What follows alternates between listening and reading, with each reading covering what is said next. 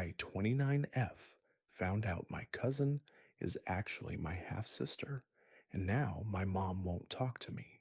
So I guess I should have known my family was a little weird. Growing up, I was super close to my cousin Emily, 30F, born a year apart, basically raised as sisters. She stayed over constantly, shared clothes, helped me sneak out of the house. People even joked we looked more like twins than cousins. A few months ago, Emily's dad passed away. Sad, but we weren't close. The weird part was the funeral. My mom and her sister, Emily's mom, could barely look at each other. The tension was so thick you could have cut it with a butter knife. I chalked it up to grief and ignored it. Then last week, Emily and I were going through her dad's papers, and we found a folder of random documents. Tucked in was a handwritten letter. No envelope, just folded in half. It was from my dad to her mom, dated in the late 90s. The first line, I still think about that night. I can't believe we did that to her. Cue internal screaming. The letter was vague but clearly romantic, apologizing, mentioning secrets. And the kicker, the timeline matched my conception. It wasn't just some old fling, it was an affair. And it happened right before I was born. I confronted my mom. She didn't deny it. She just stared at me and said, "There are things you don't understand." And that was it. Radio silence since. Emily and I cried, drank wine, trauma bonded, and somehow came out of it stronger. But now the rest of the family is acting like I set a fire instead of just finding the ashes. They're calling me dramatic, disrespectful, a homewrecker from the grave, all because I read a letter. So now I'm stuck in this bizarre family limbo where my mom won't speak to me, my aunt won't even look at me, and the only person who gets it is my newly discovered half sister. This one's like peeling an onion soaked in gasoline. The moment the cousin becomes a half sister, everything flips. It's not just betrayal, it's betrayal with generational consequences. And the cold silence from the mom, that's not denial. That's guilt's final form. Brutal. I married my husband almost 15 years ago. While we were dating and during our engagement, his parents acted a little distant, but always pleasant. As soon as I was married, his mother would call me up and make demands. Otherwise, we never heard from my in laws. Fast forward to us having children. My mother in law snapped. I don't know if it was jealousy, that she had a very difficult time becoming pregnant, which I also had fertility issues that we didn't share due to the fact we weren't close, or that she just hates me. Sounds like something definitely shifted once kids entered the picture. She also has a history of doing similar behavior to others, so it just may be she is a jerk overall. She was so passive aggressive to me and my children and would never apologize. My husband's family would just say to be the bigger person and ignore it, to keep the peace. I finally had to unfriend her on social media as she would fill up her pages with all of her other grandchildren, except my children, and they would ask why. I tried several times to explain to my mother in law why this was hurtful to my children, but I was told it's just Facebook. But clearly, it wasn't just Facebook to your kids. My husband's extended family then began to stop inviting our children to family functions. I asked them why. They then all gaslit me and said my mother in law was a lovely person and they don't understand why I don't get along with her. Mind you, she has a history of also doing similar behaviors to them that they've complained about to me. I got fed up with smiling and watching her snub my children, so I posted the whole story on Facebook.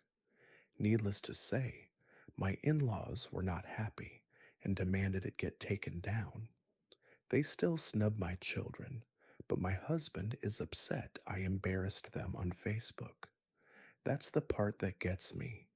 Everyone's upset about the Facebook post, but not about what led up to it. You tried to communicate, you tried to protect your kids, and you got dismissed every time. Eventually, something had to give. And when it did, they acted like the victim. Your MIL sounds like the kind of person who wants control, not connection. And sadly, it seems like the rest of the family enables it, either out of fear or habit. You're not wrong for finally saying enough. Honestly, that kind of peace isn't worth keeping. My fiance faked being infertile for 3 years, just to test if I'd cheat on him. Yeah, you heard that right. I, 28F, have been with Mark, 32M, for 5 years, engaged for one. Early on, Mark told me he was infertile, said he had a condition, low motility, doctor confirmed it, all that. I was sad but accepting. I love the guy. We talked about adoption eventually. No big deal. Fast forward to last month. I start feeling weird, exhausted, nauseous, thought it was stress, took a test just to rule it out. Positive. I laughed, then cried, then panicked. I told Mark, shaking, and instead of being shocked or angry, he goes dead calm and says, "Oh, so now I know." I asked what he meant, and he just walks away. Full on movie villain exit. I chase him down, and he tells me the truth. He's not infertile, never was. He made the whole thing up, had a fake doctor's note and everything. Why? Because his ex had cheated on him and gotten pregnant with someone else's kid. So he decided, when we got serious, he'd fake infertility as a loyalty test. Said if I really loved him, I wouldn't cheat, and this would prove it. I was stunned, like frozen. My brain literally couldn't compute. I asked, "So, how am I pregnant then?" And he says, "I stopped taking the supplements 6 months ago, just to see." He planned this. He tricked me into thinking we couldn't get pregnant, then waited to see if I'd slip up. I packed a bag that night and left. I'm at my sister's now.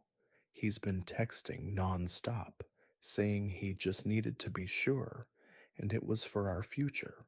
My family is divided. Some think it was manipulative and disgusting. Others say it's just trust issues gone too far. But here's the kicker. I'm 8 weeks along. This baby is real, and so is the betrayal. This isn't just deception, it's psychological warfare dressed up as love. The lie wasn't just about infertility, it was about control, paranoia, and a disturbing need to manufacture betrayal just to feel safe. If your partner would rather test your loyalty than trust it, you're not in a relationship, you're in an experiment, and you're the lab rat. My dad left my mom for her sister 15 years ago. Last week, he invited me to his wedding, to my mom. When I, 26F, was 11, my dad blew up our lives. He confessed to having an affair with my mom's sister, her younger sister, Ava, who was 24 at the time. My mom didn't scream. She didn't throw things. She just left the house, came back an hour later, and said, "I want a divorce." Within months, Ava had moved in with Dad. They got married 2 years later. I was forced to go to the wedding. My mom stayed home and cried for a week straight. I hated them both.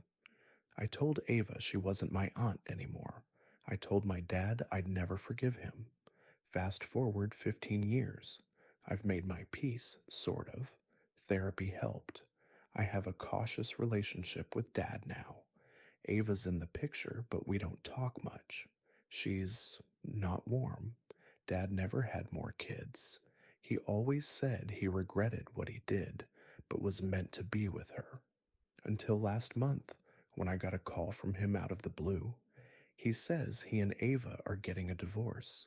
I'm like, okay, why are you telling me like this? Then he says, I'm back with your mom. I literally thought he was joking. He wasn't. They'd been reconnecting over the past year, quietly, secretly. My mom forgave him. He realized he'd messed up his entire life chasing excitement. Ava apparently cheated on him and left. Karma in its Sunday best. And now he wants to remarry my mom, a full on second wedding. He asked if I would walk her down the aisle since I'm the only one who still speaks to both of them.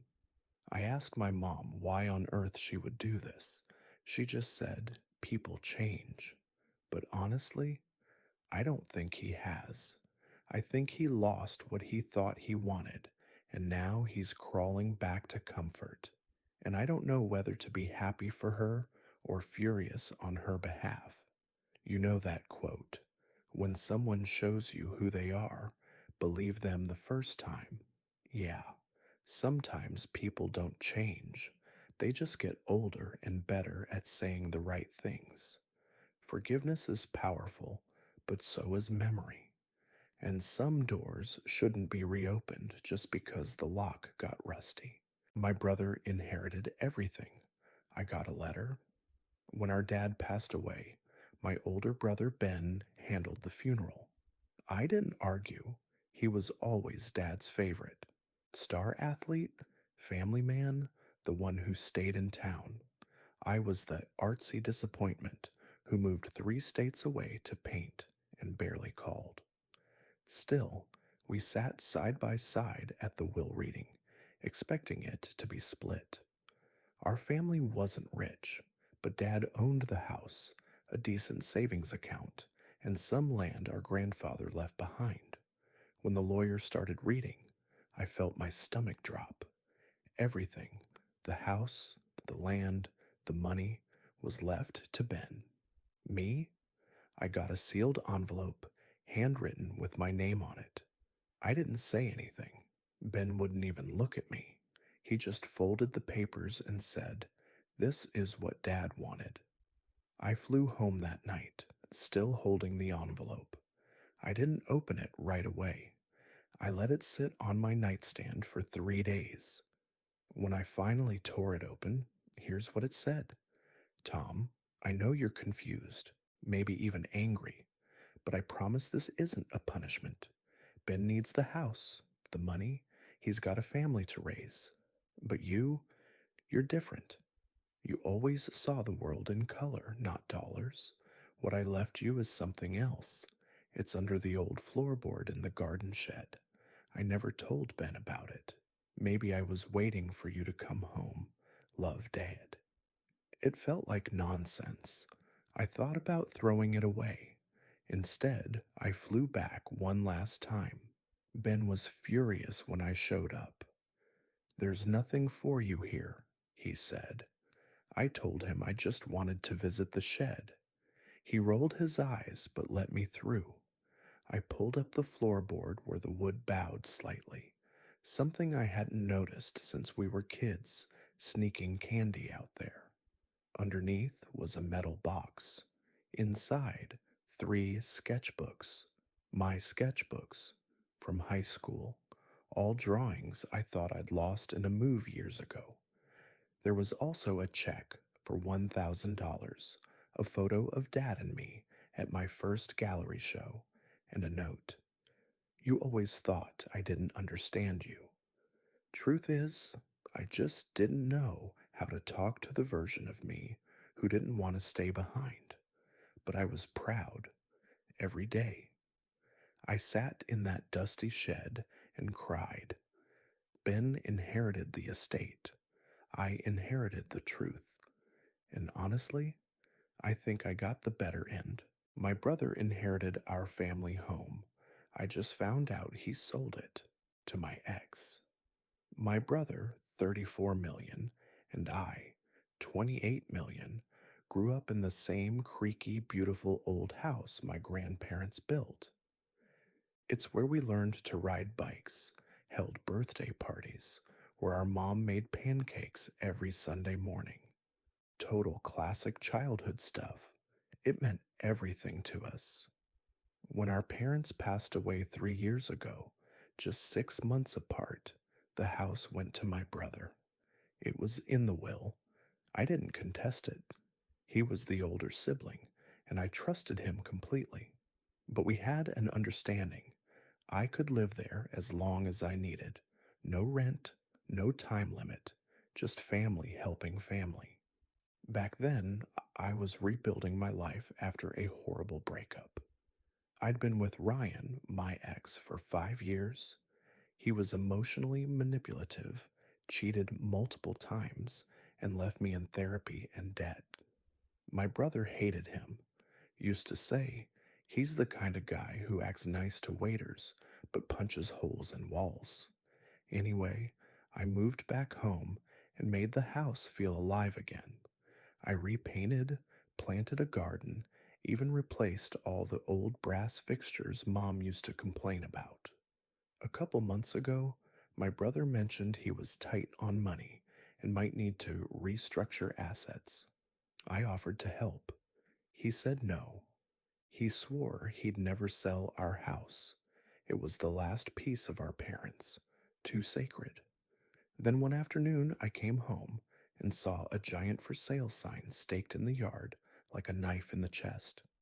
I called him, heart racing. He said, "Don't worry, it's just a contingency."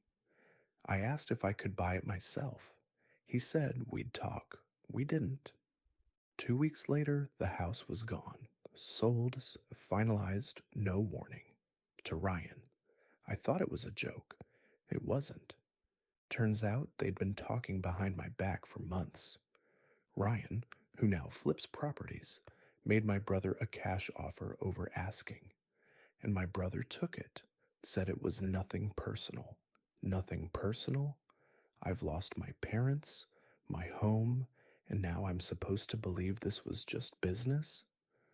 Some betrayals break your heart. Others teach you where the cracks already were. My brother didn't just sell a house, he sold the one place I still felt safe to the one person who made me feel worthless. That's not business. That's betrayal, gift wrapped in a dollar sign. I found a secret door behind my bookshelf, and it wasn't in my apartment. I live in a 100-year-old apartment building in Chicago, the kind with crown molding, creaky floors, and windows that whistle when the wind hits just right. About 3 weeks ago, I decided to rearrange my furniture to make room for a home office. That's when I noticed it. Behind the tall bookcase, there was a seam in the wall, like an outline of a door, but no handle, no hinges. Just a faint rectangular frame. I pushed. Nothing. Knocked. Hollow. Naturally, I posted on my building's group chat. Everyone said I was nuts. That side of the wall bordered the next apartment over, which had been vacant for 6 months after the last tenant moved out suddenly. No one had been in there since. Curiosity got the best of me.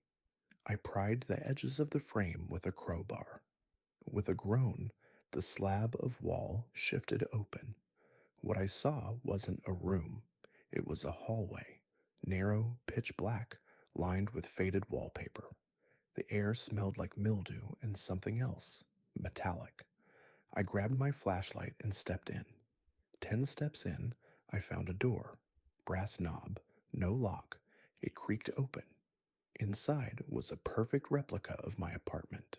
Same layout, same furniture, same photos on the walls, but everything was off, dustier, older, like it had been left untouched for years. The worst part? On the kitchen table, there was a Polaroid of me, sleeping. I noped out of there instantly, slammed the fake door shut, and sealed the hidden hallway. The next day, I called the landlord pretending I was interested in the vacant unit next door. He looked confused. There is no unit next door.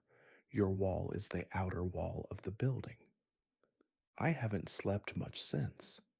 I don't know if this guy is a master troll or if he just stumbled into an urban nightmare, but this story hit all the right eerie buttons for me. The Polaroid detail? Chills. I love a story that leaves just enough mystery for your imagination to take over. Was it a time loop, an alternate dimension, or something darker? Either way, I'm not checking behind my bookshelves anytime soon. I found out my wife was cheating when I was rebuilding our kitchen. When Hannah and I bought the house, it was a mess: water damage, ancient wiring, cracked foundation. But we loved it, or at least the idea of building something together. I spent weekends with a hammer in one hand and a YouTube tutorial in the other. Hannah painted the walls, picked fixtures, made Pinterest boards. We laughed a lot, argued sometimes. Mostly, we felt like a team. The kitchen was last. She wanted it perfect: subway tile, deep sink, butcher block countertops. She said she dreamed of baking in there on Sundays, kids underfoot, music playing. I pictured it too. One afternoon, I pulled out the old cabinets. Behind them, I found a folded piece of paper jammed between the wall and a stud. Just a note, sloppy handwriting. One line: tell him or I will. No name, no date. I almost dismissed it as some contractor's leftover drama, but something stuck with me. The handwriting, I'd seen it before. It was Hannah's. I didn't say anything, not right away. I finished the kitchen, installed every tile, sealed every seam. She complimented my work, kissed my cheek, told me how lucky she was. Meanwhile, I started watching. Her phone was always face down. She smiled at her texts more than she smiled at me. There were new clothes, late meetings, inside jokes she didn't explain. Eventually, I asked. She didn't lie, not really. She just went quiet, looked down, said she wasn't sure how long it had been wrong, just that it was. It had been going on for 6 months. Someone from her office. I asked if she loved him. She didn't answer. I slept on the couch for a week, thinking about that kitchen, how I built something beautiful around a lie that was already rotting in the walls. I didn't yell. I didn't throw anything. I just left, moved into a small apartment across town. Quiet building, peeling paint, no kitchen renovations needed. I cook simple meals now, alone. Sometimes I think about that note. Someone, him probably, had demanded the truth. I wonder if she ever planned to tell me, or if she would have let me keep building around it. Love doesn't always collapse in a dramatic crash. Sometimes it leaks slowly, like a pipe you didn't notice until the floor's already warped. But I learned something. If you find rot in the walls, don't cover it up. Tear it out. Start fresh.